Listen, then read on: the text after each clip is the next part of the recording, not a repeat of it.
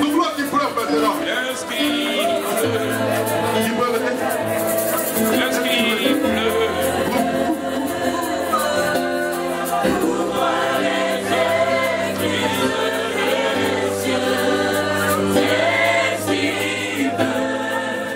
Nous voulons que tu nous fasses du bien.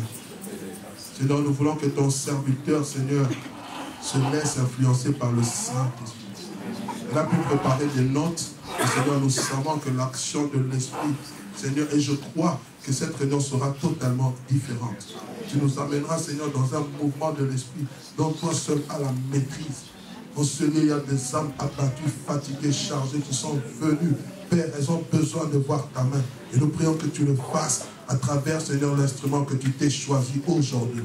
Seigneur, qu'on ne regarde pas cet instrument, mais qu'on regarde au Dieu qui se sert de l'instrument.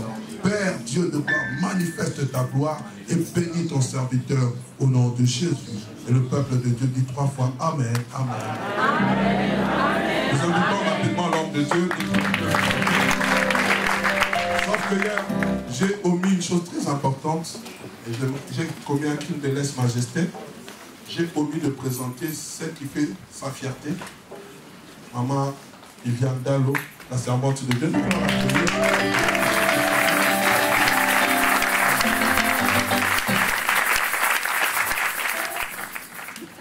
Bonsoir à tout le monde. Bonsoir.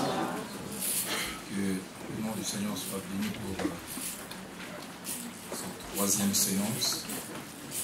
Je voudrais vous inviter à lire 4 portions des Écritures. Les livres de Deutéronome au chapitre 8. Et notre lecture va du verset 10e jusqu'au verset 20. Un passage qui m'a très tôt au début de ma foi éclairé et enseigné. Deutéronome au chapitre 8. Verset 10 au verset 20. Lorsque tu mangeras et tu rassasieras, tu béniras l'Éternel ton Dieu pour les bons pays qu'il t'a donnés. Garde-toi d'oublier l'Éternel ton Dieu au point de ne pas observer ses commandements, ses ordonnances et ses lois que je t'ai prescrits aujourd'hui. Lorsque tu mangeras et te rassasieras, tu bâtiras et habiteras de belles maisons. Lorsque tu verras multiplier ton gros et ton menu bétail, s'augmenter ton argent et ton or, et s'accroître tout ce qui est à toi. Prends garde que ton cœur ne s'enfle et que tu n'oublies l'Éternel ton Dieu qui t'a fait sortir du pays d'Égypte, de la maison des servitudes, qui t'a fait marcher dans ces grands et affreux déserts où il y a des serpents brûlants et des scorpions, dans des lieux arides et sans eau, et qui a fait jaillir pour toi de l'eau du rocher le plus dur, qui t'a fait manger dans les déserts la manne inconnue à tes pères, afin de t'humilier et de t'éprouver, pour te faire ensuite du bien. Garde-toi de dire en ton cœur, ma force et la puissance de ma main m'ont acquis ces richesses. Souviens-toi de l'Éternel ton Dieu, car c'est lui qui te donnera de la force pour les acquérir, afin de confirmer comme il est fait aujourd'hui son alliance qu'il a juré à tes pères. Si tu oublies l'Éternel ton Dieu, et que tu ailles après d'autres dieux, si tu les sers et te prosternes devant eux, je vous déclare formellement aujourd'hui que vous périrez. Vous périrez comme les nations que l'Éternel fait périr devant vous, parce que vous n'aurez point écouté la voix de l'Éternel, votre Dieu. Deuxième livre des Chroniques, au chapitre 26. Et là, nous lisons les versets 3 à 5, et puis les versets 16 à 21. Osias avait 16 ans lorsqu'il devint roi, et il régna 52 ans à Jérusalem. Sa mère s'appelait Jécolia de Jérusalem. Il faisait qu'il est droit aux yeux de l'Éternel, entièrement comme avait fait Amathia son père. Il s'appliqua à rechercher Dieu pendant la vie de Zacharie, qui avait l'intelligence des visions de Dieu, et dans le temps où il rechercha l'Éternel, Dieu les fit prospérer. Verset 16. Mais lorsqu'il fut puissant, son cœur s'éleva pour les perdre. Il pécha contre l'Éternel son Dieu. Il entra dans les temple de l'Éternel pour brûler des parfums sur l'autel des parfums. Le sacrificateur Azaria entra après lui avec 80 sacrificateurs de l'Éternel, hommes courageux, qui s'opposèrent au roi Osias et lui dirent, tu n'as pas le droit, Osias, d'offrir des parfums à l'Éternel. Ce droit appartient aux sacrificateurs, fils d'Aaron, qui ont été consacrés pour les offrir. Sors du sanctuaire, car tu commets un péché, et cela ne tournera pas à ton honneur devant l'Éternel Dieu. La colère s'empara d'Osias, qui tenait un encensoir à la main, et comme il s'irritait contre les sacrificateurs, la lèpre éclata sur son front, en présence des sacrificateurs dans la maison de l'Éternel, près de l'autel de parfum. Le souverain sacrificateur Azaria et tous les sacrificateurs portèrent les regards sur lui, et voici, il avait la lèpre au front. Ils les mirent précipitamment dehors. Et lui-même s'est hâta de sortir parce que l'Éternel l'avait frappé. Le roi Osias fut lépreux jusqu'au jour de sa mort. Il demeura dans une maison écartée comme lépreux, car il fut exclu de la maison de l'Éternel. Et Jotam, son fils, était à la tête de la maison du roi et jugeait le peuple du pays. Avant-dernier passage, un roi au chapitre 11.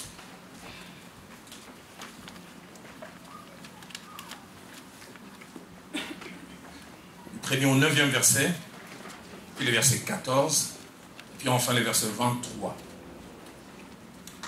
Le roi Salomon aima beaucoup des femmes étrangères, outre la fille des pharaons, des Moabites, des Ammonites, des Odomites, des Sidoniennes, des Hétiennes, appartenant aux nations dont l'Éternel avait dit aux enfants d'Israël, vous n'irez point chez elles, elles ne viendront point chez vous. Elles tourneraient certainement vos cœurs du côté de leur Dieu. Ce fut à ces nations que s'attacha Salomon, entraîné par l'amour. Il eut 700 princesses pour femmes et 300 concubines. Et ces femmes détournèrent son cœur. À l'époque de la vieillesse de Salomon, ces femmes inclinèrent son cœur vers d'autres dieux. Et son cœur ne fut point tout entier à l'Éternel son Dieu, comme l'avait été le cœur de David son père. Salomon alla après Astarté, divinité des Sidoniens, et après Milcom, l'abomination des Ammonites. Et Salomon fit ce qui est mal aux yeux de l'Éternel. Il ne suivit point pleinement l'Éternel comme David son père. Alors Salomon bâtit sur la montagne qui est en face de Jérusalem un haut lieu pour Kémosh, l'abomination des Moab, et pour Moloch, l'abomination des fils d'Ammon. Il fit ainsi pour toutes ces femmes étrangères qui offraient des parfums et des sacrifices à leur Dieu. L'Éternel fut irrité contre Salomon parce qu'il avait détourné son cœur de l'Éternel, le Dieu d'Israël, qui lui était apparu 2 fois. Verset 14. L'Éternel suscita un ennemi à Salomon, Hadad, l'édomite de la race royale d'Édom. Verset 23. Dieu suscita un autre ennemi à Salomon, Raison, fils de Liada, qui s'était enfui de chez son maître, Hadadazer, roi de Tsel de Tsoba.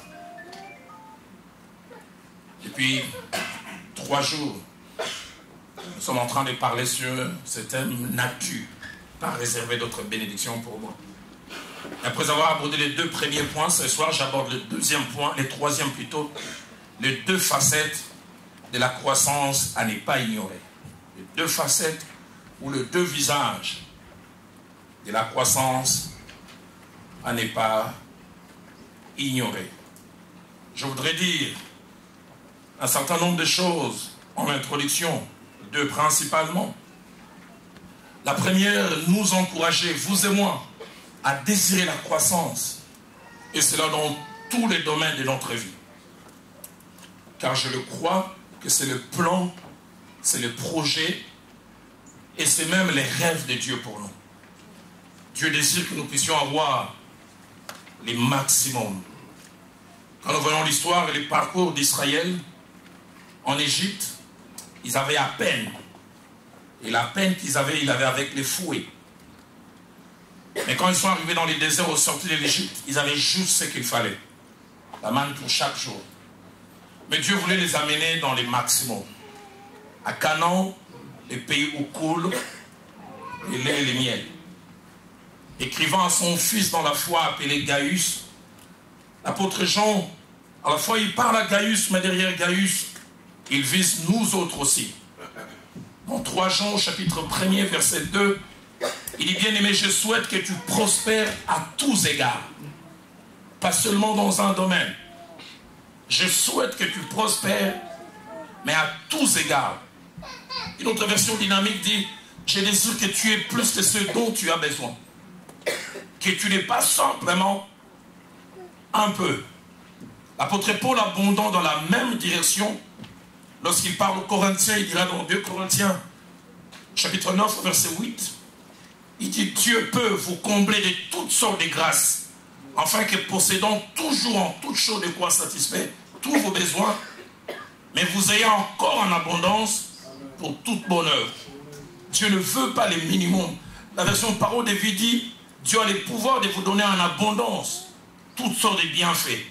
Aussi, vous aurez toujours tout ce qu'il faut et vous aurez encore suffisamment pour faire des bonnes actions. Dans Genèse, au chapitre 12, au verset 2, lorsqu'il appelle Abraham et qu'il est même en train de lui parler de l'accroissement que celui-ci est appelé à avoir, il lui dit, je ferai de toi une grande nation, je vais t'accroître, je te bénéficie pour la réussite. Et puis il dit, je rendrai ton nom grand, mais il ne s'arrête pas là. Il dit, je ferai de toi une source de bénédiction. Non seulement que tu auras, mais ce que tu auras permettra aussi que tu puisses impacter les autres. Dans Timothée chapitre 6 au verset 17, l'apôtre nous parle du Dieu qui nous donne, mais avec abondance, toutes choses, pour que nous en jouissions. Juste pas un peu. La première des choses, je crois en cela. Mais la deuxième des choses qui est la colonne vertébrale de mon intervention ce soir, j'aimerais aussi dire une chose importante. je ne les fais pas pour que nous ayons peur de la croissance ou de l'accroissement, ou que nous puissions ne plus la désirer, ou même la refuser, ou que nous ayons un point de vue négatif. Mais le mot clé en étudiant la parole de Dieu, c'est le mot équilibre. Il ne faut jamais être dans les excès. Et la chose importante que j'aimerais, c'est partager avec nous les deux facettes attachées à la croissance. La première facette, c'est que la croissance nous fait du bien. Elle satisfait nos besoins. Elle nous met à l'abri des besoins. Elle peut servir même comme témoignage pour montrer aux autres ce que Dieu peut faire. Mais deuxième chose, la croissance peut devenir aussi un piège. Autant elle fait du bien, autant elle peut faire du mal. Elle peut devenir un piège. Et là, j'aimerais déjà dire une chose que j'estime d'une très grande importance, c'est que le problème avec la croissance n'est pas souvent sa présence ou elle-même. Le problème souvent avec la croissance, c'est qui l'expérimente. Qui a plus que ce dont il a besoin? Qu'a-t-il dans son cœur? Qui est cette personne qui a beaucoup? Quelles sont ses bases spirituelles? Quels sont ses fondements? Qui cette personne écoute? À qui elle prête oreille? Dans Luc au chapitre 12, verset 16 au verset 19, la Bible nous montre la conduite d'un homme qui a expérimenté la croissance. Et ce que la Bible montre là, c'est un piège qui la plupart des fois arrive à la plupart d'entre nous, quand des fois ils peuvent passer du minimum et qu'ils ont plus que ce dont ils ont besoin. Et cet homme, comme je dis, a expérimenté l'accroissement. Il avait peur et puis il a eu beaucoup. C'est Jésus qui parle. Il leur fit cette parabole. Les terres d'un homme riche avaient beaucoup rapporté. J'insiste sur le beaucoup. Il raisonnait en lui-même disant, que ferai-je? Car je n'ai pas de place pour serrer ma récolte. Voici, dit-il, ce que je ferai. J'abattrai mes greniers. J'en bâtirai de plus grands. J'y amasserai toute ma récolte et tous mes biens. Vas-y, surtout le verset 19. Et je dirai à mon âme, tu as beaucoup de biens en réserve pour plusieurs années. 3 choses. 1, repose-toi. 2, mange. Et puis 3, bois et surtout, réjouis-toi. Piège caché derrière l'accroissement. La version française, qu'on dit, repose-toi, mange, mais surtout, jouis de la vie. La version parole de vie dit, repose-toi, mange, bois, mais amuse-toi. La version la colombe dit, repose-toi, mange, bois, mais fais la fête. La version Todd va plus loin et elle est même plus explicite. Elle dit, repose-toi, mange, bois, mais fais bombance. Gonfle-toi. Vante-toi. Montre combien tu es grand. Quelqu'un a dit, il y a des péchés qui coûtent cher. Il faut avoir suffisamment pour les commettre. Et quand vous n'avez rien en main, vous ne pouvez pas les commettre.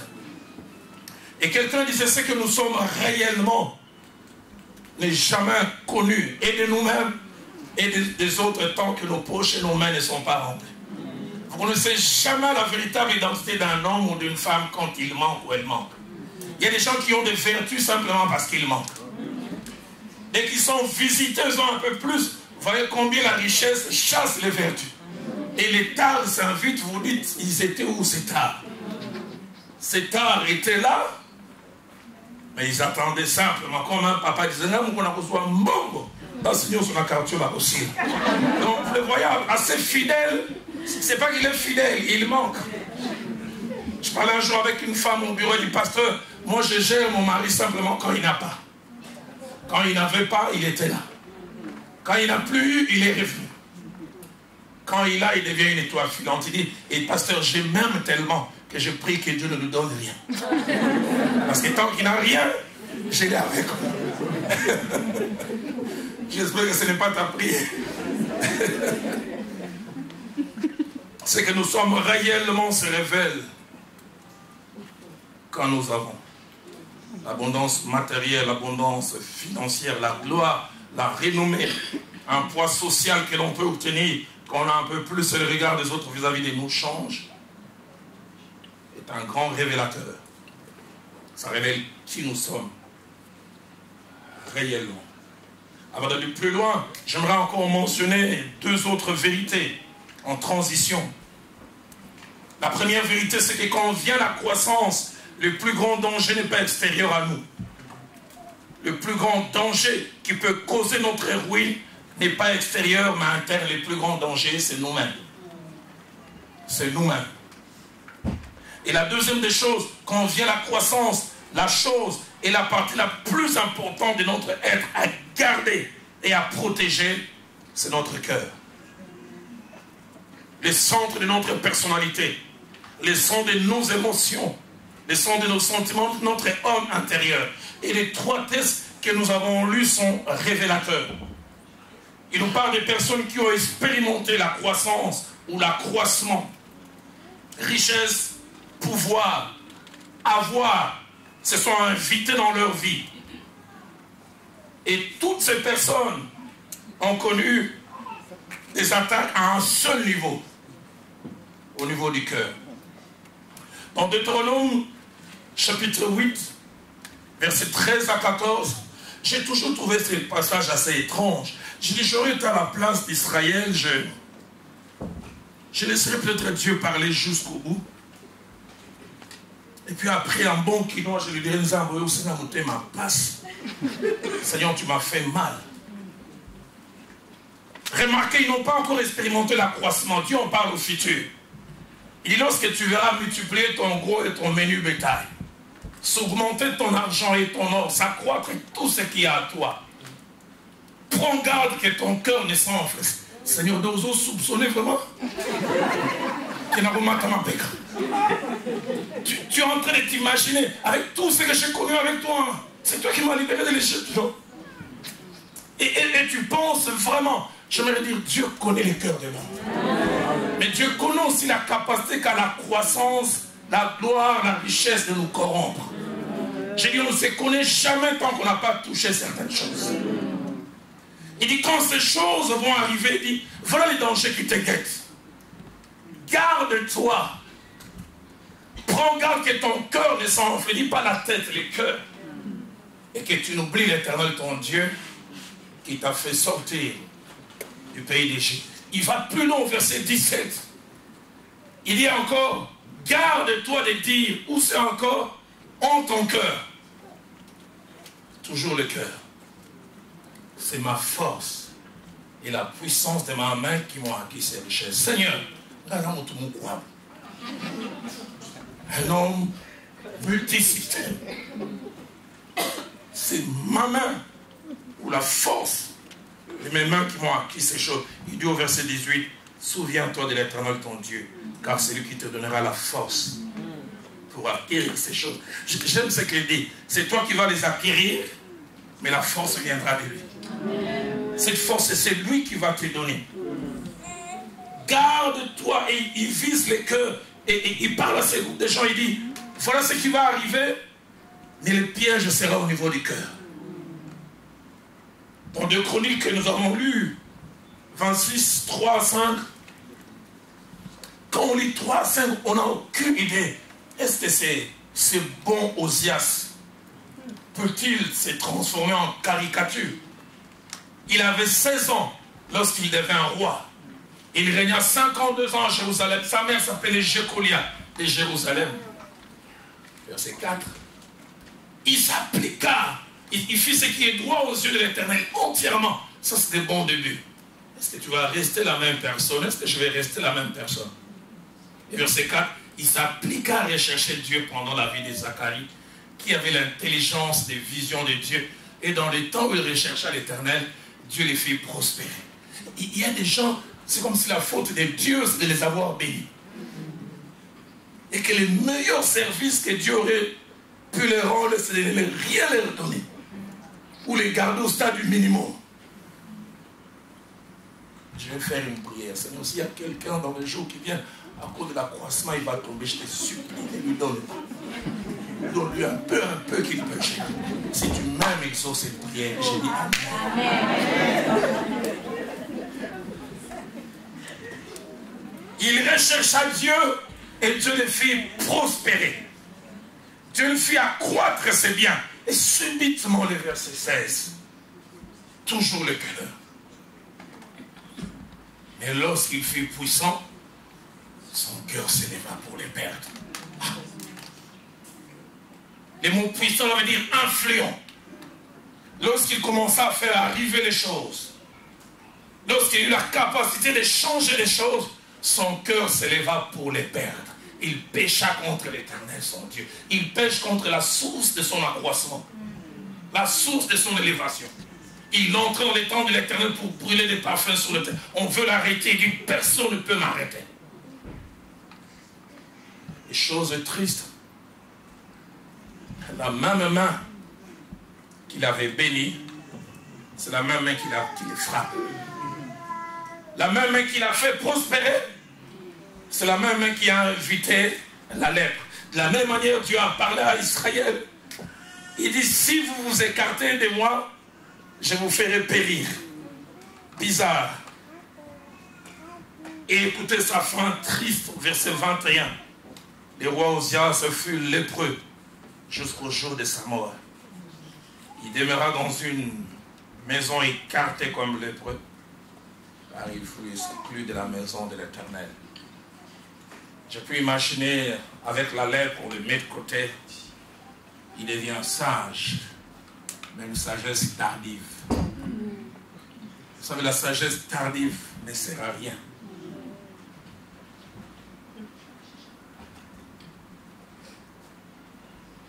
Comme je disais, chose bizarre et étrange, la même main puissante qu'il avait élevée, qu'il avait fait prospérer, qui avait changé sa condition, c'est la même main qui a frappé les lèpres. En Roi chapitre 3, au verset 13, on parle de la promesse de croissance et d'élévation que Dieu donna à Salomon à cause de son humilité et de sa dépendance vis-à-vis de Dieu. Je te donnerai en outre ce que tu n'as pas demandé, des richesses, de la gloire, de telle sorte qu'il n'y aura personne pendant toute ta vie, aucun roi qui soit ton pareil. Vous savez, quand on demande des choses prioritaires, Dieu nous donne même ce que nous n'avons pas demandé. Et puis 1 Roi 4, verset 29 jusqu'au verset 34, assez longue lecture, mais c'est assez important pour nous donner un aperçu.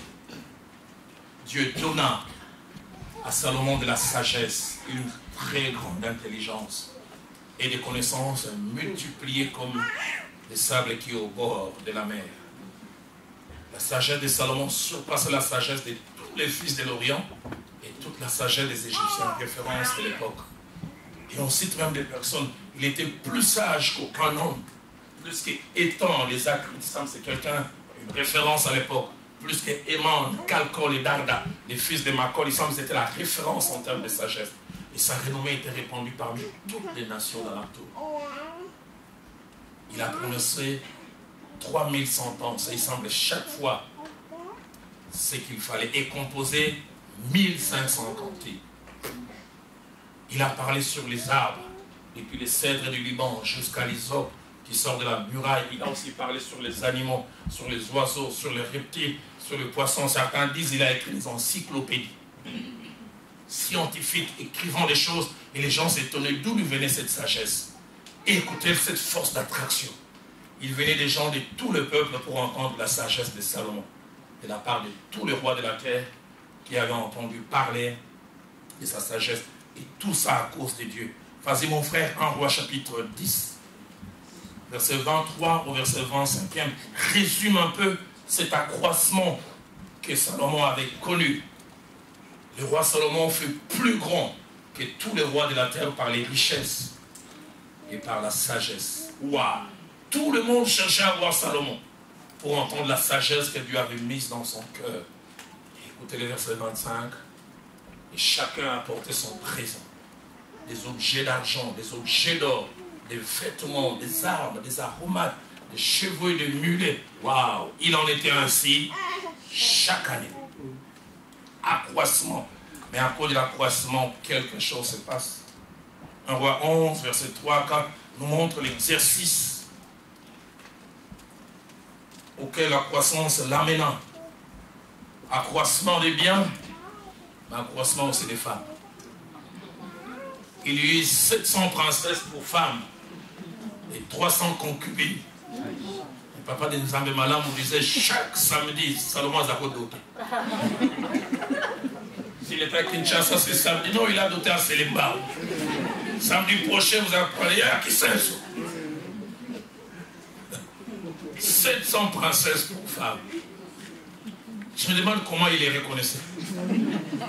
J'ai connu un papa dans le quartier où j'habitais, il avait 40 enfants, des fois il appelait Yo, Yo, comment le sous-sonan 40, c'est bon. Toi, tu t'appelles encore comment? 700 princesses pour femmes et 300 concubines. Quelqu'un avait dit s'il devait passer une nuit avec chaque femme, il fallait 2 ans et demi ou 3 ans pour revenir à la première. Parce qu'il en avait vraiment besoin. Accroissement, mais aussi accroissement du mal. Qu'est-ce que tu fais quand Dieu amène de l'accroissement tout autour de toi? Et l'une des phrases les plus tristes, c'est ce que le verset 4 montre. À l'époque de la vieille de Salomon, ces femmes inclinèrent encore une fois son cœur. Et bizarre, à la fin du verset dit, et son cœur ne fut point tout entier à l'Éternel. Le cœur, et encore, le cœur. Qu'est-ce que je fais de mon cœur? Ecclésiaste chapitre 2, verset 1er, verset 3 et verset 10 nous montre les débuts de sa perte. Et qui a commencé, comme je l'ai dit, à toucher cette partie essentielle. Je comprends pourquoi lui-même au soir de sa vie, il dira dans Proverbe 4, 23, il dit, garde ton cœur plus que toute autre chose. Car de lui viennent les sources de la vie. Il a compris que c'est de là que tout est parti. Même que c'est l'Ecclésiaste 2:1 dit. Quand Dieu a commencé à le bénir, j'ai dit où c'est? En mon cœur. Allons, je t'éprouverai par la joie. Tu goûteras le bonheur, papa, mon pas si ming, c'est pélasco. Tu as tant souffert, jouis maintenant. J'ai dit en mon cœur, allons, je t'éprouverai par la joie. La version française courant dit, j'expérimenterai la joie. La version parole de vie dit, voyons ce que va la joie de la vie, découvrons ce qu'est le bonheur. La version Colombe dit, je me suis dit, viens, goûte au plaisir de la vie, découvre le bonheur. Et le verset 3, toujours dans la même direction, et encore le cœur, j'ai résolu où c'est? En mon cœur. Délivrer ma chair au vin, tandis que mon cœur me conduira avec sagesse et de m'attacher à la folie, jusqu'à ce que je visse ce qu'il est bon pour le Fils de l'homme de faire sous les cieux pendant le nombre des jours de la vie. La version parole de vie, j'ai décidé de me mettre à boire et d'imiter ce qui manque de sagesse tout en restant maître de soi-même. Est-ce qu'on peut? Il dit, je voulais voir ce que les humains peuvent faire de bien dans ce monde tout au long de leur vie. Quand je me suis converti, j'avais un ami, on l'appelait champion, mais nous on l'appelait champ. Sa spécialité c'était les femmes. Il disait, moi avant que je ne meure, permettez-moi les termes, il dit, je dois goûter toutes les femmes. Il me disait, il y a mis Koussé, il y a mis Laï. Il disait, il y a mis Nene, il y a mis Kéli, il y a Pépé, il y a Tiro. C'est comme ça qu'il parle. Et chaque fois quand il venait, il me disait, oh là, toi, avec ton côté un peu réfléchi, et toutes ces choses que tu t'es pris, il dit, supposons, il disait, Roland, je ne dis pas que c'est la vérité, supposons que tu meurs et tu te rends compte que de l'autre côté, il n'y a pas Dieu, c'est le néant. Tu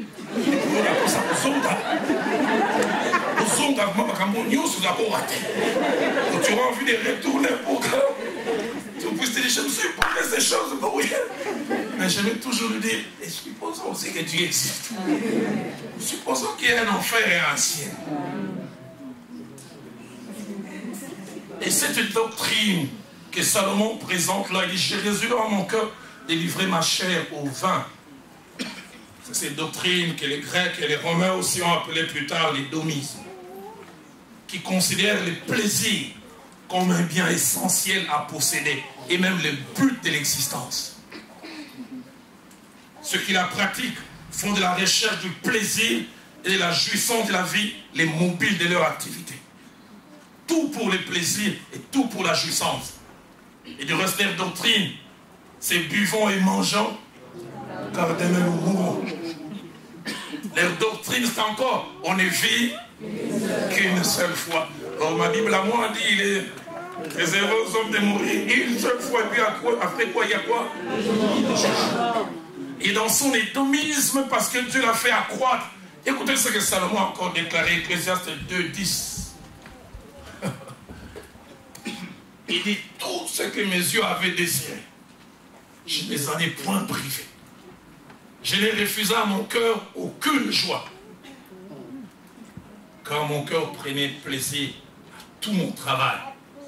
Et c'est la part qui m'est revenue. Cet accroissement que Dieu lui a donné, on dirait les torts de Dieu, c'était de lui donner. Est-ce que Dieu lui a donné pour qu'il commence à épouser autant de femmes? Est-ce que Dieu permettait que ces gens exercent la libéralité vis-à-vis de lui? Quand il venait écouter sa sagesse, il ne laissait jamais les mains vides. Pourquoi Dieu te donne? Pourquoi Dieu permet-il que je puisse avoir au-delà de ce dont j'ai besoin? Et comme nous l'avons lu dans 1 Roi 11, versets 3 à 4, que non seulement que son cœur a été touché, mais les versets 14, ainsi que les versets 23, nous montrent quelque chose d'étrange. Le même Dieu qu'il avait béni, c'est le même Dieu qui est devenu son adversaire. L'Éternel suscita un ennemi à Salomon. Hadad était calme. Dieu le pique, il dit allez. Vas-y. Mais Seigneur, c'est ton enfant, c'est moi qui t'envoie. Va les combattre. La même main qui bénit peut devenir notre adversaire si nous ne savons pas gérer l'accroissement que Dieu nous donne. Les versets 23 ajoutent aussi, Dieu suscita un autre ennemi, un duo maintenant. Raison, fils d'Eliada, qui s'était enfui de chez son maître à Dadazel, roi de Tsoba. Seigneur, rends-moi capable de savoir gérer l'accroissement que tu me donnes. Et ce soir, en terminant, je voudrais dire ces 4 vérités. La première vérité, c'est que le but de cet enseignement n'est pas le découragement, la peur ou le refus de l'accroissement. Parce que des fois, quand on entend ces choses, on réagit comme les gens de chez moi. Oh, j'ai étudié en Ngeba, l'info en Guidinga. Eh, Mbadi.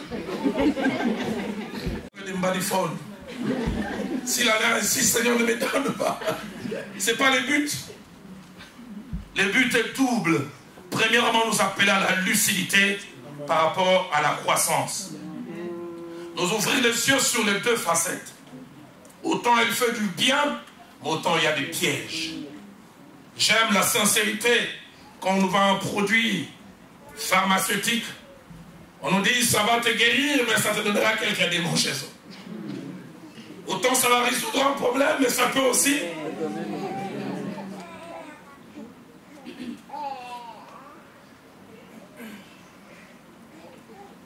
Deuxième chose, nous montrer qu'avant nous, d'autres, peut-être mal préparés et pas suffisamment avertis, n'ont pas su gérer cette réalité qui en elle-même n'est pas mauvaise,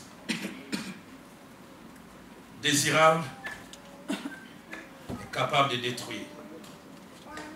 C'est pourquoi 1 Corinthiens 10, verset 6, ainsi que verset 11e, prennent toute leur valeur, toute leur importance et tout leur poids. Dit, or ces choses sont arrivées pour nous servir d'exemple, afin que nous n'ayons pas de mauvais désirs comme ils en ont eu. Mais surtout le verset 11. Pourquoi Dieu a parlé avec détail de la marche de ces gens et de ceux qui ont connu? Ces choses leur sont arrivées pour servir d'exemple. Et elles ont été écrites pour notre instruction, à nous qui sommes parvenus à la fin des siècles. Je le répète souvent, j'ai un père enseignant, depuis que je le connais, il est toujours directeur d'école primaire, il n'a jamais connu des promotions. Et il a le sens des tournures. Mon père me disait toujours, Roland, dans la vie, il n'y a pas de nouvelles gaffes, il n'y a que de nouveaux gaffeurs. C'est-à-dire les anciennes gaffes trouvent de nouveaux candidats pour les commettre. Et il a ajouté chaque fois, celui qui n'apprend pas des gaffes et des erreurs des autres deviendra lui-même une référence. Combien la vie de certaines personnes sont comme des matériels didactiques. Nous voyons comment ils ont commencé, comment Dieu leur a ouvert les portes et comment ils ont fini. Et nous venons chaque fois reproduire les mêmes erreurs. Nous le voyons sur le plan politique dans nos pays africains.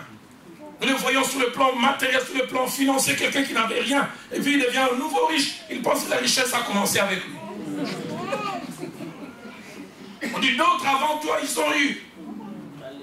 On dit à quelqu'un, tu vois, ce célèbre piéton professionnel.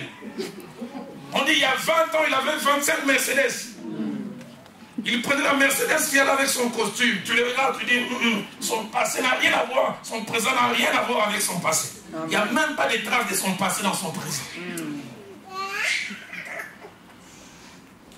Est-ce que nous apprenons? Ces choses leur sont arrivées pour nous servir d'exemple. Seigneur, aide-moi à apprendre. La version française courant dit, ces choses ont été mises en écrit pour nous avertir. Et le mot avertissement là dans sa racine en grec veut dire informer sur un danger possible et potentiel. Je suis en train de marcher et puis je vois du coup, attention, fil électrique, 6600 volts, avertissement, n'est-ce pas? Et une information qui demande un réajustement dans les comportements.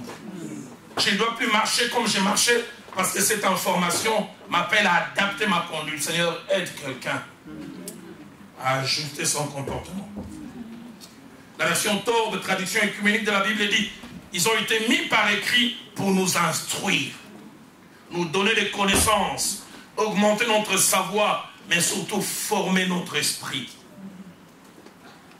La deuxième des choses que je voudrais dire avant de finir, c'est que dans la Bible, il y a des personnes qui ont connu l'accroissement, mais qui sont restées les mêmes, gardant les vertus et même les augmentant. J'aimerais dire, dans la Bible, il n'y a pas que des gens qui ont échoué. Ce passage m'a toujours étonné. Job, au chapitre 1er, j'aime commencer par le verset 3 et puis finir par le verset 1er. Quand on place ces deux versets côte à côte, on se demande, est-ce la même personne? Mais simplement, la Bible veut nous enseigner qu'il est possible d'avoir l'accroissement et de rester vertueux. Écoutez ce qu'il est dit de Job. Il possédait 7000 brebis, tu n'as même pas les entières. 3000 chameaux, 500 paires de bœufs, donc 1000, 500 ânesses, et un très grand nombre de serviteurs. Et la fin du verset dit, et cet homme était le plus considérable de tous les fils de l'Orient.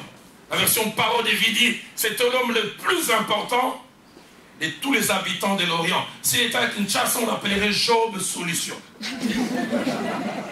Partout où il passe, on dira c'est l'homme qui transforme les problèmes en solution. Mais cet homme ayant beaucoup, écoutez ce que le verset 1er dit de lui. Avec tout cet avoir, il y avait dans le pays d'Uz un homme qui s'appelait Job, et cet homme était intègre. On peut avoir autant et être intègre. Il était droit. Et 3, il craignait Dieu. Et 4, il s'est détourné du mal.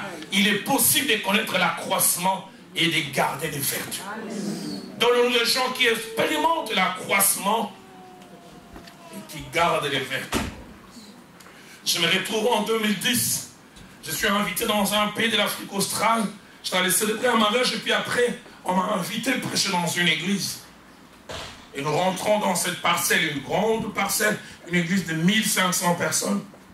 Et juste alors qu'on descend du véhicule, je vois un véhicule assez spécial. Et alors que j'ai insisté, et par mon regard, à observer ce véhicule, le pasteur me dit, tu en as déjà vu un? Je dis, un peu comme je dis, oui et non. Je dis en vrai pour la première fois. Mais avant ça, je l'avais vu dans un documentaire et en rêve. C'était une Rolls de couleur rouge. Et il me dit, minimum, ça doit être dans les 500 000. J'ai tourné, j'ai regardé ces véhicules, j'ai dit, il faut mon zambo, tout ça. Seigneur, aide. Et il m'a dit, les propriétaires, il en a 2. Il dit, je te dirai quoi à la fin du culte. Ils sont rentrés dans cette église, le culte s'est passé bien, mais au coin à gauche, il y avait les membres du protocole, ils étaient en veste en rouge. Mais au coin à gauche, il y avait des femmes, soit enceintes ou des femmes avec petits enfants, des bébés. Et chaque fois que l'un de ces enfants faisait un besoin naturel, il fallait évacuer ses déchets. Ces femmes faisaient simplement le signe de la main, et ces gens du protocole couraient pour ramasser ces colis nauséabonds. Chaque fois qu'une femme avait besoin de l'eau chaude pour préparer un biberon, cliquait du doigt. Et j'ai vu quelqu'un courir 3-4 fois, il m'a pointé du doigt, il dit, tu vois cet homme, je te dirais quoi? Au moment où il venait ramasser les offrandes, les pasteurs me disent, tu as vu le véhicule que tu as vu dehors là? C'est lui le propriétaire, il en a 2. Mais c'est le membre du protocole de l'église depuis 15 ans. Il dit, c'est la 3e fortune dans notre pays. Le membre du protocole. Et il ramasse les excréments des enfants, des femmes qui n'ont même pas les 1 millionième de ce qu'il a encore. Accroissement, mais vertueux. C'est possible d'être grand et de garder les vertus. Ces jours-là, je suis rentré humble. J'ai dit, donc c'est possible d'avoir autant. Vous savez, certaines prières que vous faites, Seigneur, l'or et l'argent t'appartiennent, donne-moi. Dieu dit, je t'aime tellement que je ne vais pas t'aimer. Toi, si je te donne, je vais te perdre. Tu insistes et dis à un ange, dans ce qu'il a demandé, enlève 2 zéros. Il a demandé qu'on met 10 000, enlève 2 zéros. Donne-lui 100. Parce que Dieu sait que s'il donne plus, il te perd. Je n'ai jamais oublié. J'apprenais à conduire et je conduisais la Renault 4 de notre église. À l'époque, Younis, notre fille aînée, avait à peine, je pense, 3 ans. Je n'étais pas un très bon conducteur déjà. Je sortais de l'auto-école.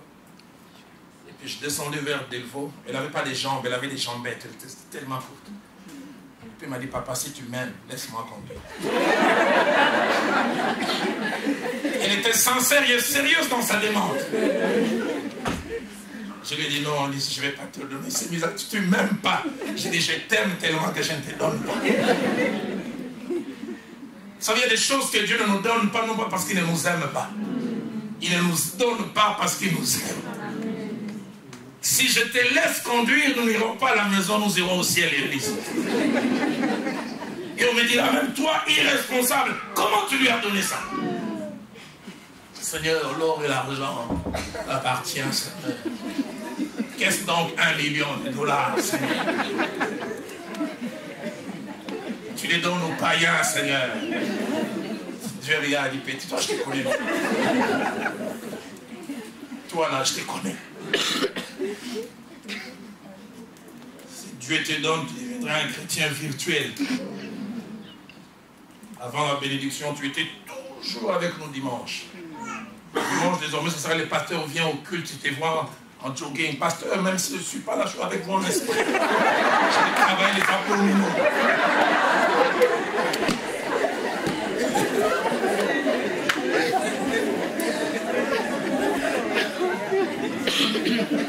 Tu ne veux pas que tu deviennes un chrétien virtuel. Il te veut en live. Il te donne pas, tu viens.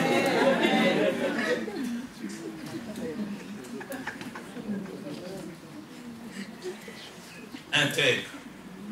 3. Craignant Dieu. Et c'est détournant du mal. Mais Job ne s'arrêtait pas là. Job a dit même, j'ai fait un pacte avec mes yeux. Je n'arrêterai pas mon regard sur une vierge. Et pourtant, il a le moyen. Il est possible d'avoir et de garder les vertus. Écoutez, c'est 1 Timothée 6, versets 17 à 18. L'apôtre dit, recommande aux riches du présent siècle de ne pas être orgueilleux, de ne pas mettre leur espérance dans des richesses incertaines, mais de les mettre en Dieu, qui nous donne avec abondance toutes choses pour que nous en jouissions. Toutes choses. Recommande-leur de faire du bien, d'être riches en bonnes œuvres, d'avoir de la libéralité et de la générosité. Troisième chose, et avant-dernière, je mentionne avant de finir, nous devons demander à Dieu, et c'est là sérieusement, en prière, et c'est là avant l'accroissement, qu'il nous donne ce que nous pouvons gérer. Seigneur, donne-moi le format d'église que je peux gérer. Donne-moi les finances que je peux gérer. Donne-moi la notoriété que je peux gérer. Donne-moi ce que je peux gérer. Et j'aimerais dire, lui seul est mieux placé pour savoir ce que nous pouvons gérer sans nous perdre. En Proverbe 30, verset 8, la partie B, jusqu'au verset 9. La première fois, il y a 24 ans, j'ai découvert ce verset en l'étudiant. Je n'étais pas totalement d'accord avec cette prière. Mais en grandissant, j'ai compris l'esprit qui était caché derrière. Les saints, j'ai dit, Seigneur, je te demande deux choses, ne me les refuse pas avant que je ne meure. D'un côté, il dit, éloigne-moi d'avoir une langue mensongère, la fausseté et la parole mensongère. Puis il dit, ne me donne ni pauvreté, ni richesse. Dans l'original, il dit, ni pauvreté excessive, mais ni richesse aussi excessive. Mais écoutez sa prière, accorde-moi les pains qui m'est nécessaire. Français courant dit, donne-moi juste ce dont j'ai besoin pour vivre. NIV, une version américaine dit, accorde-moi ce qui fit avec moi. En français, on dira quoi? Ce qui convient. Je veux avoir, mais je veux avoir ce qui convient. Et bizarre, au verset 9, il justifie sa prière. De peur que, dans l'abondance, je ne paierai ni. Il me dit, qui est l'Éternel? Il montre les pièges qu'il y a dans l'abondance. Ou que dans la pauvreté, je ne dérobe. Et ne m'attaque au nom de mon Dieu. La version française courant dit, si je possède trop, je risque de te trahir. En disant, à quoi le Seigneur me sert-il?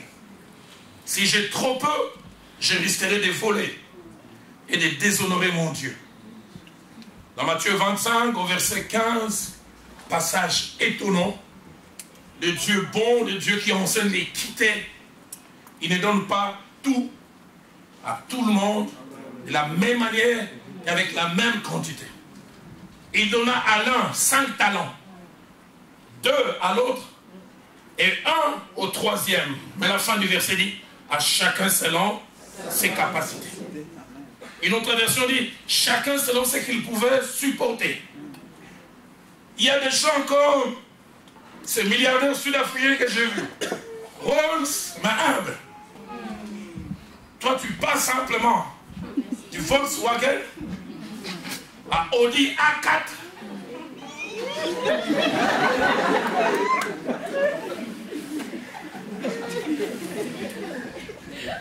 T'as vu les trucs que j'ai amenés aujourd'hui?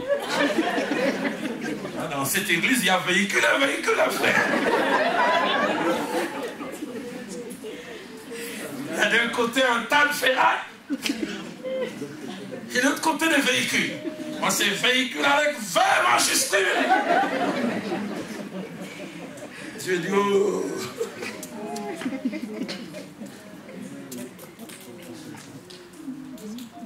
Seigneur, aide-moi même quand j'ai beaucoup. Je sache, je parle souvent de cette histoire. Cet homme nous a marqué. Quand je vois mon papa de ciel, là, je vois la plupart, je vois Pasteur Puget. 94, je sors avec le frère Jacques-André Vernon du temple du centenaire. Et à peine on sortait, une femme nous a accrochés.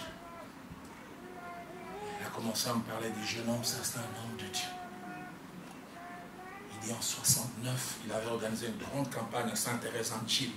Et ça faisait 6 ans, j'étais paralysé, je ne marchais pas. Il me dit, il était jeune, il avait encore une chevelure touffue, il avait beaucoup de barbe. Il dit, jeune homme, en pleine prédication, il a arrêté, il a dit, amenez-moi cette dame. Cette dame a dit, en l'égal, moi, si je suis en train de télématiner. Il a tenu mon télé que j'avais. Et je me suis dit, c'est un homme de Dieu. Et quand la femme l'a parlé, j'ai trouvé les pasteurs vers nous. Gênez pas, une forme de gêne diplomatique officielle. Non, là, il ne faut pas les traiter. Allons-y, allons-y. Il était gêné qu'on en parle. Je me disais, si c'était vous, c'est moi. Maman, l'obé la bande.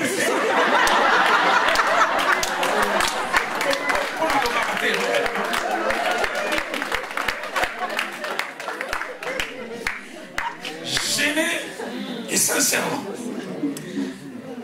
Je vu des gens à l'église, un homme de Dieu a prié pour quelqu'un et le tort de la personne, c'est de venir donner un témoignage à nous.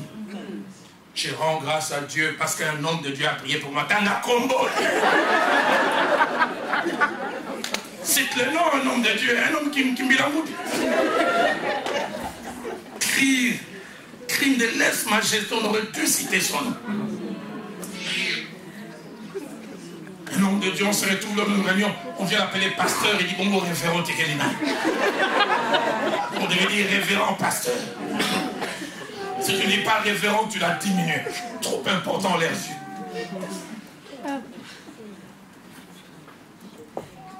J'ai connu un autre, il se présente bleu. Quand il arrive à un endroit, tu ne me connais pas. Tu ne regardes pas la télé. Mais tu penses que tout le monde doit te connaître.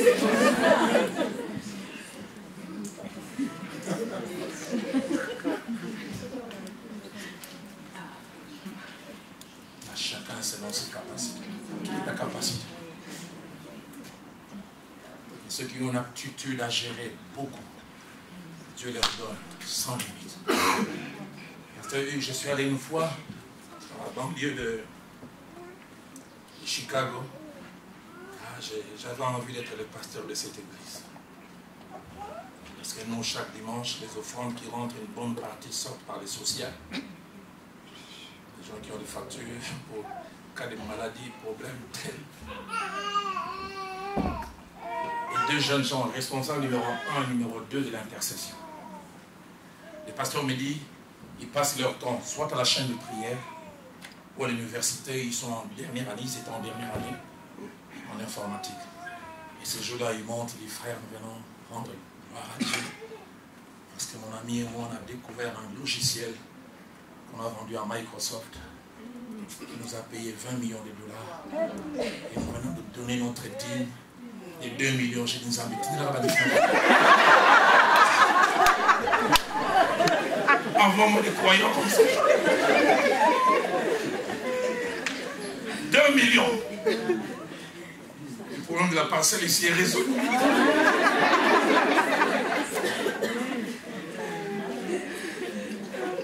Je reviens quelques temps après, les pasteurs me disent, ils n'ont jamais changé.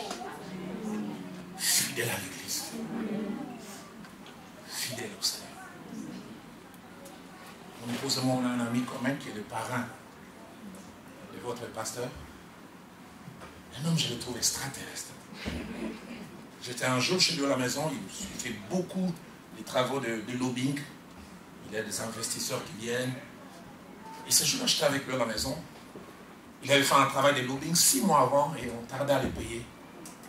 Et il s'apprêtait à les prier sur la montagne pour 3 jours. Et juste on s'apprêtait à sortir, quelqu'un l'appelle. Il lui amène un chèque pour le travail qu'il avait à faire. La première fois, j'ai vu un chèque de 1 million de dollars appartenant à quelqu'un. Bizarre, vous savez quoi? Il reçoit le chèque, il dit à sa femme, garde, n'a qu'un angomba. Je n'ai pas appris. Si c'était toi et moi, tous les programmes. 1 million de motards.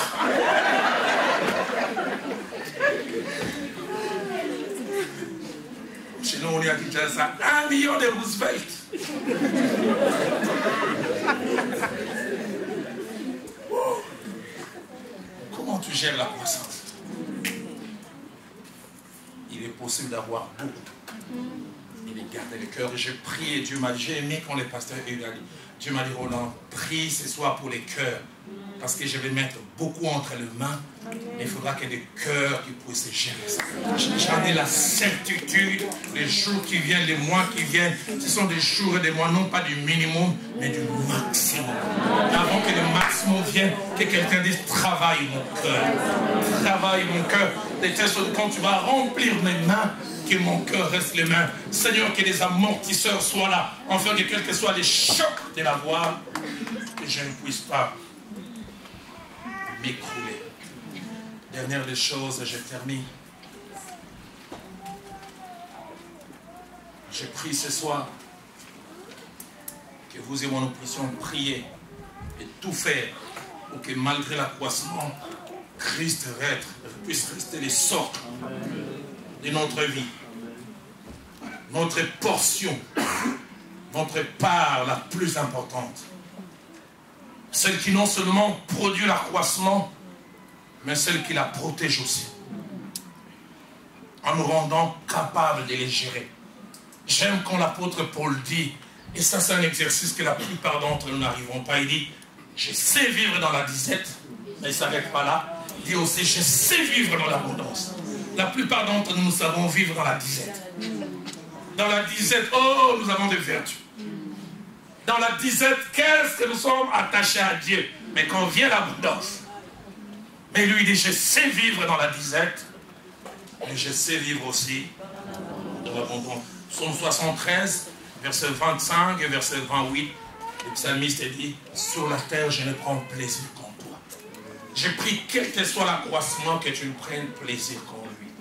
Mais il ajoute au verset 28, pour moi, m'approcher de Dieu, c'est mon bien. M'approcher de Dieu, c'est mon bien. Je parlais de cet ami qui est le parrain de votre pasteur, mon ami. Cet ami, il m'épate. Il m'épate. Il a beaucoup, il n'en parle presque pas. Il dirige l'intercession de son église et chaque lundi fidèle au poste. Et si vous voulez voir les nombres de zéros qui ont dans son compte en banque, vous n'arrivez pas à approcher cela avec l'homme qui vient non seulement prier, mais amener les autres dans la prière. Il est possible d'avoir de l'accroissement physique, matériel, mais en même temps aussi avoir de l'accroissement sur le plan vertu et surtout vertu spirituelle. Quand j'ai prié ce matin, Dieu me disait, j'aimerais venir ce soir et vacciner mon peuple. Vous savez, les prévenir d'une maladie. Dieu veut nous vacciner ce soir. Je demande que le musicien s'avance. Je sais comment tu vas prier. Si tu veux te lever, tu le feras. Si tu veux te mettre à genoux, si tu veux te coucher, je prie. Et Dieu me disait ce soir est comme une salle d'accouchement. Un endroit où des futurs glorieux vont être accouchés. Un endroit où des vaccins vont être placés. Afin que ceux qui ont à peine se préparent à avoir bien plus qu'ils ne peuvent avoir. Mais qu'ils puissent être rendus capables comme Job de les gérer. J'ai prié ce matin pour le pasteur Ichisungo. Il me l'a souvent rappelé. Jeune frère, ne change pas. Reste la même personne. Fidèle à Dieu. Fidèle à ton épouse. Jeune frère, tu as des exemples ici en Belgique, à Kinshasa, partout ailleurs. Des gens qui ont commencé petits et Dieu a rendu grand. Et comment ils ont changé. Hugues, ça n'arrive pas qu'aux autres. Ça n'arrive pas qu'aux autres. Ça n'arrive pas qu'aux autres. Il y a un vieux cantique que l'on chantait autrefois. Ça monte dans mon cœur et j'ai à cœur qu'on commence par ça. Garde-moi, ô Seigneur, fidèle à toi. J'ai un prix à remporter, des victoires à gagner.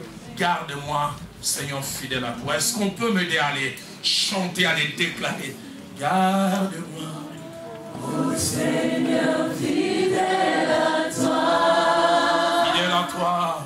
Garde-moi, ô Seigneur, fidèle à toi. J'ai un prix à remporter, de victoires à gagner. Ô Seigneur, garde-moi fidèle. C'est sorti de ma bouche. J'en ai été le canal, mais je pense être celui qui en premier a besoin de ce vaccin.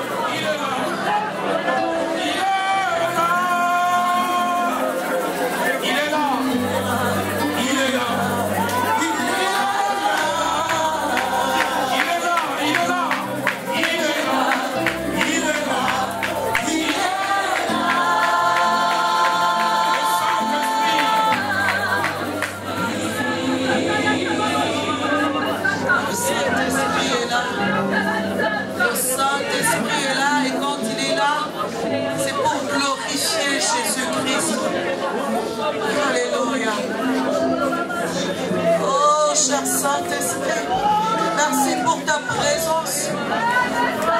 Cher Saint-Esprit, merci de glorifier Jésus-Christ et Jésus-Christ seul.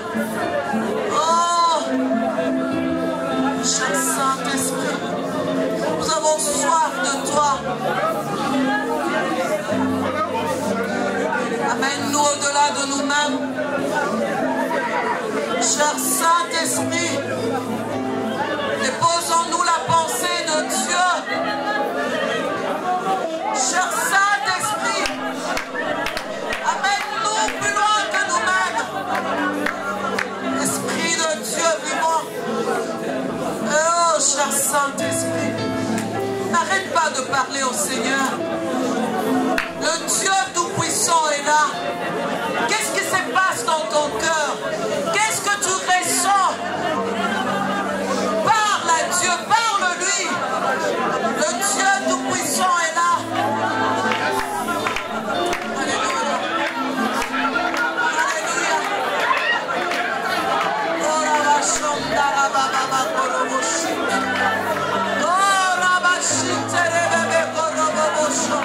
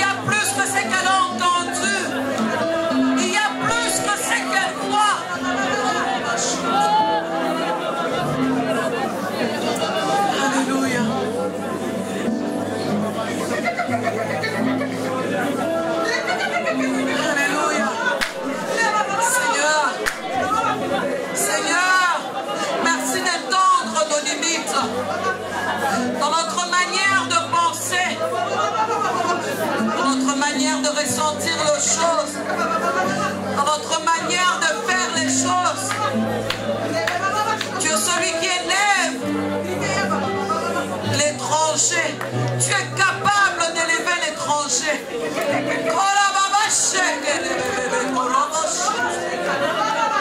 Isaac avait sémé. Et Seigneur, tu avais multiplié sa sémence. Tu avais fait croître sa sémence dans un pays étranger. Tu es capable de le faire pour chacun. Tu es capable.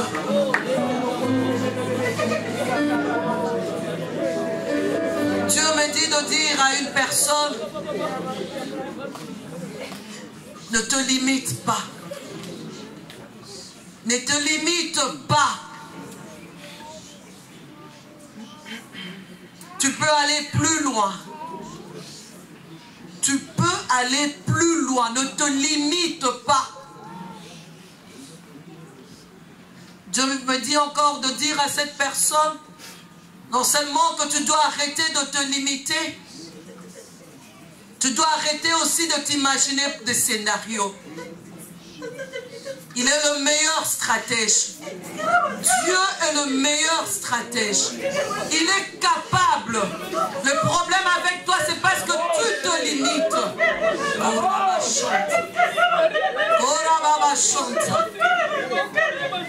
Au nom de Jésus, j'aimerais faire tomber les limites dans les vies de certaines personnes. Si tu es conscient que plusieurs fois, toi-même tu as eu à mettre des limites, que plusieurs fois, que tu n'arrives pas à oser, à prendre le risque à cause de préjugés, à cause des pensées négatives, à cause de tout ce que le diable a pu te souffler pour t'empêcher d'aller de l'avant. J'aimerais seulement que tu lèves la main là où tu es. Si tu le reconnais au plus profond de toi, lève ta main où tu es. Quelque chose va se passer maintenant. Ça ne dépend pas de moi, mais ça dépend de toi. C'est toi qui dois croire.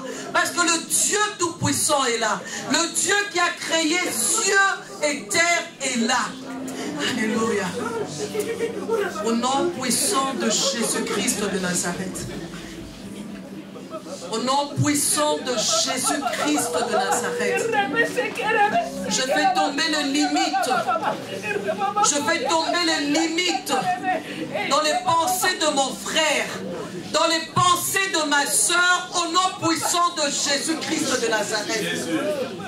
Je fais tomber les limites maintenant au nom de Jésus. Et je suis en train d'amener maintenant toute pensée captive à l'obéissance de Christ.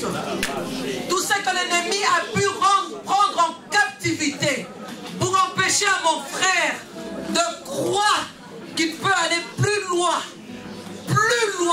qu'il est capable d'agir plus que ce qu'il a fait jusqu'à présent. J'amène toutes ces pensées captives à l'obéissance de Christ au nom puissant de Jésus-Christ. Et je suis en train d'étendre les limites au nom de Jésus. Les limites sur la manière de réfléchir, sur la manière de penser, sur la manière de voir, sur la manière d'agir au nom puissant de Jésus-Christ de Nazareth.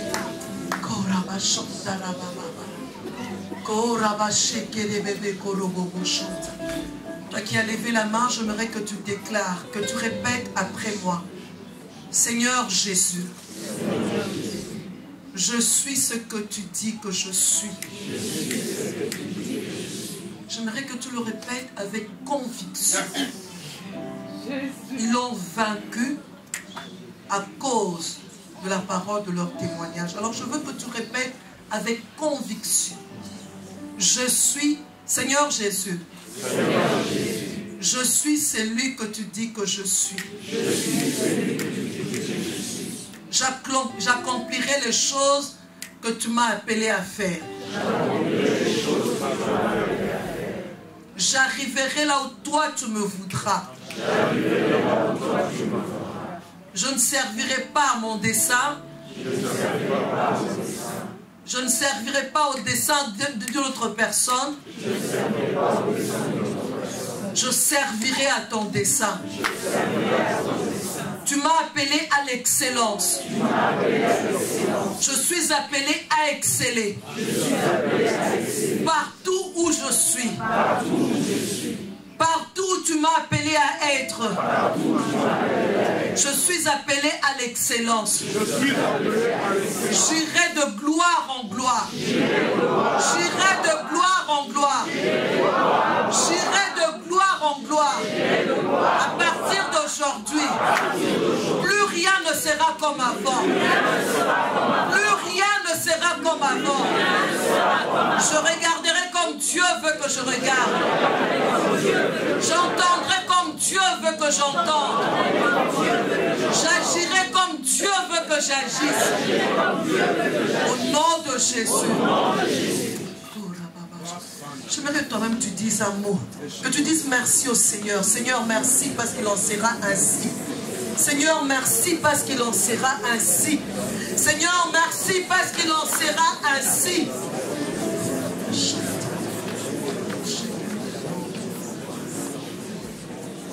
J'aimerais qu'on puisse chanter encore ces chants. Je sens que l'Esprit veut encore agir dans la vie de certaines personnes. Mais j'insiste, si tu crois que le Dieu Tout-Puissant est là, quelque chose va se passer. Si tu crois que l'Esprit de Dieu est là, j'aimerais que chacun de nous puisse chanter ce chant de tout son cœur.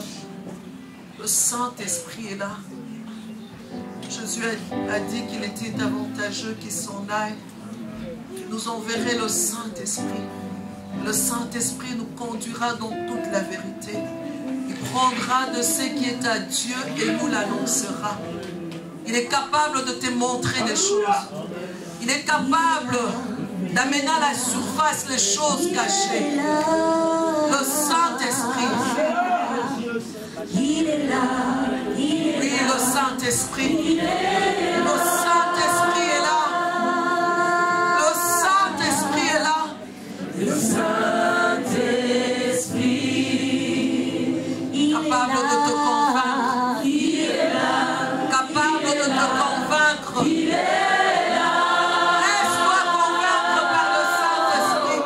Il ne peut que te conduire dans toute la vérité. Il ne peut que te conduire dans toute la vérité. Abandonne-toi. Abandonne-toi. Le Saint-Esprit est là. Le Saint-Esprit est là. Alléluia. Tu es en train de bénir certaines personnes financièrement. Il est là. Et Dieu dit, s'il bénit financièrement, c'est d'abord pour lui. Pour lui.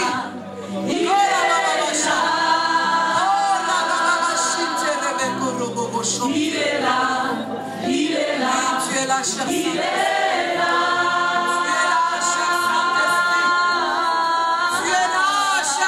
Saint-Esprit.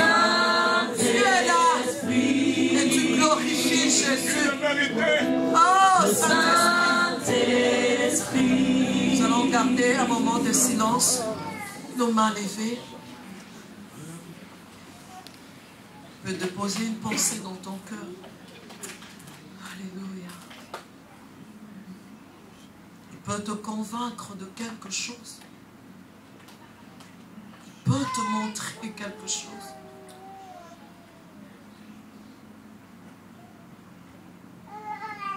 Il y en a qui sentent leurs mains devenir lourdes.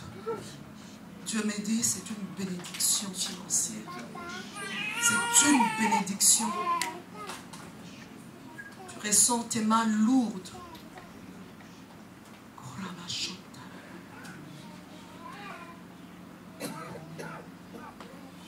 C'est que Dieu te demande de faire. N'hésite pas, fais-le. N'hésite pas, fais-le. C'est que l'Esprit te convainc de faire. N'hésite pas. C'est que l'Esprit te demande d'abandonner. Abandonne.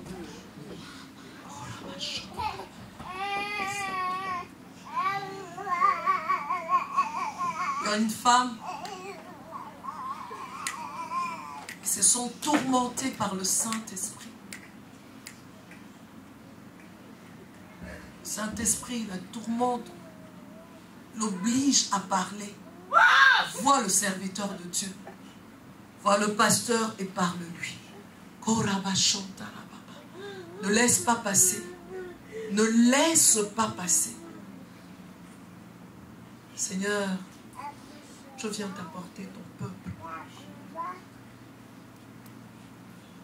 Tu n'es pas un Dieu léger. Plus sérieux que toi, il n'y en a pas. Tu n'agis pas avec légèreté. Seigneur, si tu as suscité, Seigneur, ces 3 jours, c'est à dessein. Seigneur, nous voulons te faire confiance. Seigneur, nous voulons te faire confiance. Tu nous as amenés jusqu'ici. Tu nous as pris de là-bas. Tu nous as amenés jusqu'ici. Ce n'est pas en vain. Seigneur, je te connais. Quelque chose se passait durant ces 3 jours dans la vie d'une personne. Quelque chose va encore se passer. Seigneur, prends en charge. Mon frère, prends en charge ma soeur. Prends en charge mon frère. Prends en charge ma soeur. Seigneur, que plus rien ne soit comme avant. Plus rien ne soit comme avant.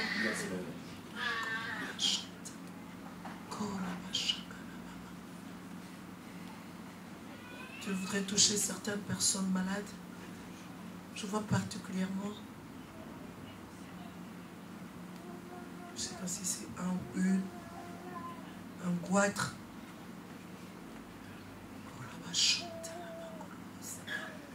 Si tu es malade, pose ta main là où tu as mal. Alléluia. Je viens placer, Seigneur, chaque personne malade au bénéfice de l'œuvre de la croix. Je place chaque personne malade au bénéfice de l'œuvre de la croix. Et par les meurtrissures de Jésus, je confesse la guérison.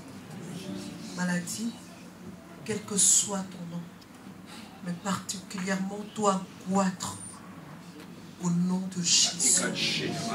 Au nom de Jésus-Christ de Nazareth, qui est mort à la croix, qui a cloué toutes nos maladies à la croix. Au nom de ce Jésus que je sais, quitte le corps maintenant. Quitte les corps maintenant au nom de Jésus. Que ce goitre disparaisse maintenant au nom de Jésus. Au nom puissant de Jésus-Christ. Je maudis à la racine le cause de ce goitre qui commence à se former. Je maudis cela à la racine au nom de Jésus.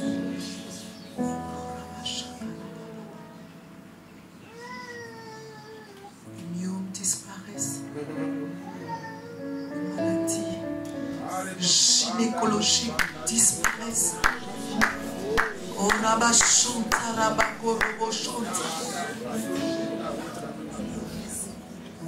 Seigneur, merci de toucher particulièrement cette femme. Merci de la toucher particulièrement. Ces infections disparaissent au nom de Jésus. Ces douleurs au niveau du bas-ventre disparaissent au nom de Jésus.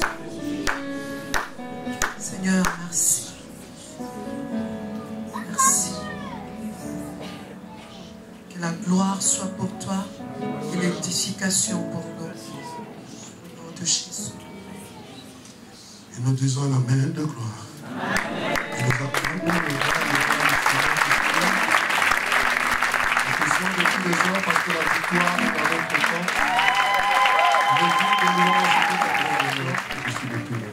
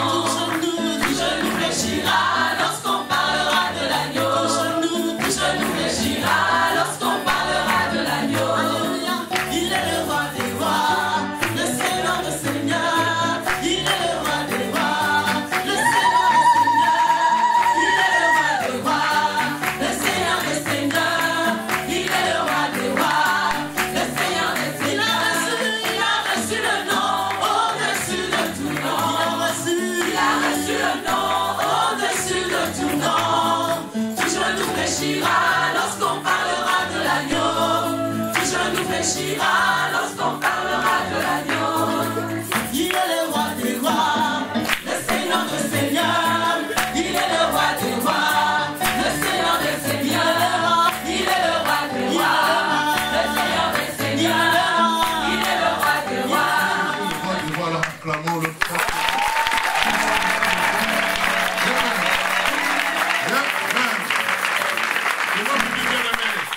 De recommander ton église sous ta grâce divine.